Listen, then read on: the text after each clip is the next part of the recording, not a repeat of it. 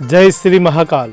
नमस्कार दर्शक मित्रों, मैं हूं शास्त्री जी दीपेन भाई रावल ज्योतिषाचार्य। OTT इंडिया भक्ति में आपका स्वागत है। मित्रों, आज का जो शुभ विषय है बहुत ही उत्तम विषय है।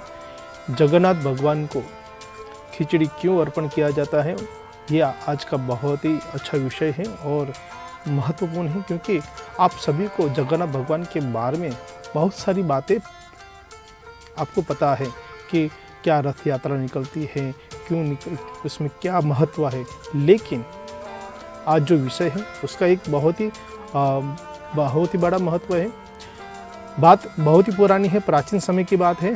कर्माबाई जो है वैष्णव भक्त होती है, भगवान जगन्नाथ की परम भक्त होती है। वो प्रतिदिन भगवान को जो है खिचड़ी बनाकर अर्पण करती है, वो भी बिना नहाए धोए। ऐसा कई समय तक, कई वर्षों तक चलता रहा। एक समय साधु महाराज उनके वहाँ पे उनकी कुटिया पे आए और उनसे निवेदन किया कि आपसे कुछ सेवा की अपेक्षा हम कर रहे हैं, तो आप हमारी सेवा कीजिए और हमें यहाँ पे थोड़ा विश्राम करने दीजिए, क्योंकि हम बहुत समय तक चलने के बाद हम थक चुके हैं, तो हमें आराम की ज़रूरत है।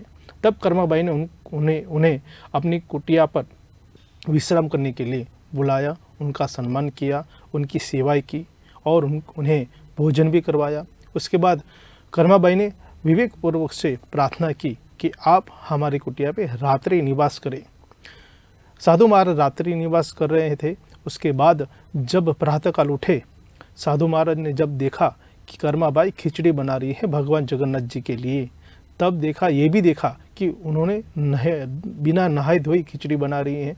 इसलिए साधु महाराज ने कुछ नियम बताए और नियम ये थे कि सुबह स्नान इत्यादि करने के बाद अगर हम परमात्मा की पूजा सेवा अर्चना करते हैं, उनको भोग अर्पण करते हैं, तो अवश्य वो प्रसन्न रहते हैं। ये सब बातें साधु महाराज ने कर्माबाई को बताई।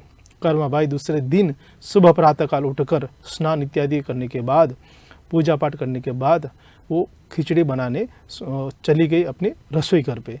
लेकिन खिचड़ी बनाने समय में उन्हें बहुत ही देर हो गई और दोपहर का समय हो गया। दोपहर के समय में कर्माबाई ने भगवान जगन्नाथ जी को खिचड़ी अर्पण की। जब भगवान जगन्नाथ जी ने खिचड़ी खाई, तब उसी समय दोपहर का भोजन का भी समय हो गया।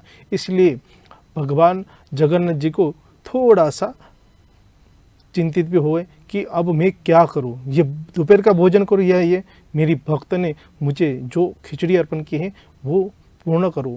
उसके बाद भगवान जगन्नाथ जी ने खिचड़ी पूर्ण करने के बाद वो अपने कक्ष में चले गए। लेकिन कक्ष में जाने के समय में वो जगन्नाथ भगवान जी को उनके सेवक, उनके पार्षद और साधु महाराज ने देखा कि भगवान जगन्नाथ जी के मुखमंडल पर जो है खिचड़ी थोड़ी सी है।